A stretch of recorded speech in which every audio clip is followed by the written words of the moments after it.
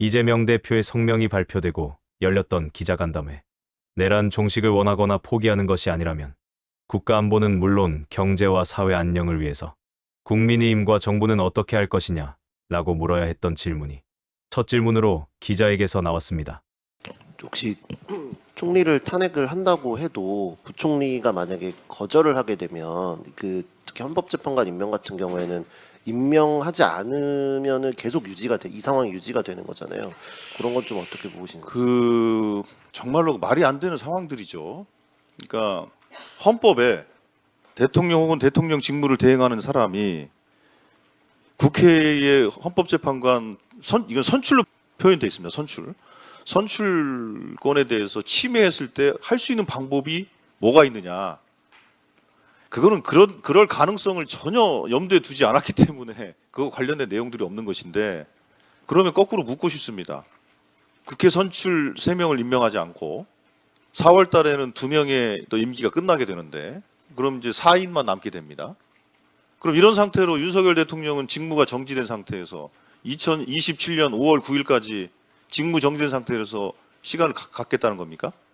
이건 말도 안 되는 상황 아니겠습니까? 그래서 그거는 솔직히 저희들한테 질문할 거라기보다는 그거는 국민의힘과 정부한테 해야 될 질문이라고 보고, 너무 무책임한 상황이기 때문에. 그리고 우리 헌법은 그런 가능성을 전혀 생각을 안 했던 거예요. 왜냐하면 모든 제도는 다 운영자들의 선의에 기초하기 때문에 그렇습니다. 더군다나 최상목 부총리가 만약에 대행을 하게 된다면 아마 경제 관료로서 오랫동안 일했던 그 경험이나 이런 것 측면에서 어떤 게 국가 경제를 위해서 안정화시키는 방안인지에 대해서 잘 알 거라고 생각합니다. 이 정도만 답변 드려야 될 것 같습니다. 예, 그거는 극히 일부의 그런 주장을 하는 분들이 있는지는 모르겠는데, 그거는 헌법에 대한 이해가 없는 주장이라고 저희들은 생각합니다. 헌법에는 대통령과 국무위원이 있고, 대통령과 국무위원에 대한 탄핵 요건을 구분하는 이유는 뭐겠습니까? 대통령은 국민의 직접 선거로 선출되는 사람입니다. 그렇기 때문에 엄격한 탄핵 요건을 갖추고 있는 것이고, 국무총리를 포함해서 나머지 국무위원들은 다 임명된 사람이기 때문에 탄핵 요건이 과반인 거예요. 즉 대행은 우리나라 헌법에는 대행이라는 것이 권한 대행이라는 직위가 있는 게 아니에요. 직무를 대행한다는 것으로 돼 있을 뿐이죠. 그렇기 때문에 아무리 권한 대행이라 하더라도 국민에 의해 선출되지 않은 사람이기 때문에 당연히 그 탄핵 요건은 과반이 맞습니다.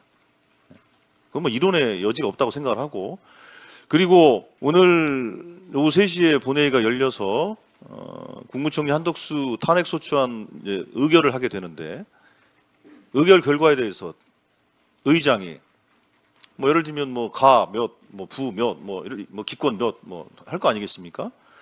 이래서 가결되었으면 선포합니다 하면 그 헌법적 효력이 발생하는 겁니다. 그 즉시 효력 발생입니다. 그리고 이제 물론 송달을 해야 되겠습니다만, 예. 본회의 의결로 효력이 발생하는 겁니다. 최상목 부총리는 헌법재판관에 대해서 언제쯤 입장을 밝혀야 하는지에 대한 기자의 질문. 일단은 지금 언제 시기를 말씀을 드리진 않았고요. 아마 이제 지체 없이 해야 될 겁니다. 그래서 그 대행으로 되는 순간 이것과 관련된 입장을 분명히 밝혀야 될 겁니다. 최상목 부총리도 탄핵할 것인지. 그 입장을 들어보면 되겠죠. 예. 탄핵이 이어지면 혼란이 가중되지 않나요? 그리고 지금의 원래서 반복돼서 드리는 말씀입니다만, 이 불안정성의 핵심적인 것은 결국에는 윤석열에 대한 처리 가닥이 안 잡히기 때문에 지금 이런 상황이 벌어지는 거예요. 탄핵 심판도 물론 오늘부터 시작하기는 합니다만, 헌법재판소가 제대로 다 구성이 안 되고 있는 측면, 수사에 협조적이지 않은 측면, 여러 가지 측면들이 불확실성을 계속 높이고 있는 방향으로 가는 거 아닙니까? 지금 정부가 해야 할 일은, 그게 한덕수 총리든 최상목 부총리든 누구든지 간에 지금 정부가 해야 할 일은 이 불확실성을 제거하기 위해서 국회가 선출한 헌법재판관을 즉시 임명하는 것부터 시작해야 하는 겁니다. 그거를 하지 않았기 때문에 명백하게 이 내란 상황에 대해서 종식하거나 정리할 생각이 없이 지속하겠다라는 것을 우리는 간주할 수밖에 없는 거 아니겠습니까? 내란 동조자나 선전선동자들을 찾아서 민주당에서 취합하는 걸로 아는데 언제쯤 발표를 하게 되는지요? 지금 어제 저희들이 최고위 회의를 하고 나서 제가 설명을 드렸던 것처럼 국민의힘 의원들 중에서도 정말로 심각한 정도의 내란 선전선동 행위를 하는 분들이 계시고, 또 하나 그 유튜버, 종교인, 정말 노골적으로 내란을 선동하는 분들이 있습니다. 이런 분들에 대해서 저희들이 다 관련 자료들을 지금 모으고 있는 상황이고요. 이미 몇 분은 내란 선전선동으로 이제 고발도 한 바 있고요. 그래서 추가적으로 저희들이 정리를 지금 하고 있는 중이고, 아마 빠르면 월요일 정도에는 저희들이 그 명단을 공개하고, 근데 저희들이 그냥 이렇게 뭐 그냥 그 고발장을 접수하는 정도 수준이 아니라 저희들이 국회에서 언론인 여러분들에게 그 브리핑 드리면서 이번에는 할 겁니다. 예, 준비 중입니다. 국민의힘 의원 가담자 규모는 어떻게 보십니까? 지금 뭐 아직 규모까지는 그렇습니다만 뭐 적지 않아요. 적지 않습니다. 이게 참 표현 애매하죠. 예. 그거는 지금 우리가 다 그 발언이나 이런 것들 정리해 보면서 그 발언이 또 어디에서 이루어졌는지, 뭐 공식 회의 속상인지, 국회 회의 본회의나 뭐 상임위 같은 회의인지, 아니면 자기 당의 회의인지, 아니면 언론 나가서 했는지, 뭐 유튜브에서 했는지, 뭐 여러 가지 또 상황이라는 게 있지 않습니까? 그런 것들 다 좀 우리가 좀 정리를 좀 해봐야 됩니다. 예. 아직 그래서 숫자가 몇 명이다라고 말씀드리기는 좀 어려운 것 같습니다. 그러나 대표적인 국민의힘 대표적인 정치인들 중에서 내란 선전선동 혐의가 있는 것으로 저희들은 그렇게 생각하면서 자료를 준비하고 있습니다. 현재의 혼란과 경제 상황에 국회 책임을 묻는 분들이 있습니다. 그게 거꾸로라는 거죠. 어떤 원인 제공 때문에 그러는가? 그러니까 헌법재판 절차가 정상적으로 진행되지 않기 때문에 외환시장이 요동치는 것으로 이해하는 것이 맞다라는 겁니다. 한덕수 대행의 무슨 그 존재가 엄청나가지고 그 존재의 거치 문제 때문에 외환시장 요동친다? 오히려 아마 외환시장, 그 시장은 오히려 한덕수 대행보다는 최상목 부총리가 하는 게 더 안정적으로 받아들일 거려? 그러니까 그거는 원인을 제공한 자들이 원인에 따른 결과를 정치적으로 뒤집어 씌우는 거 말고는 다른 게 아니다. 그건 정말 원인과 결과를 거꾸로 얘기하는 그런 황당한 궤변이다. 그렇기 때문에 계속 말씀을 드립니다만 이 상황을 정리하는 것은 불확실성을 제거하는 겁니다.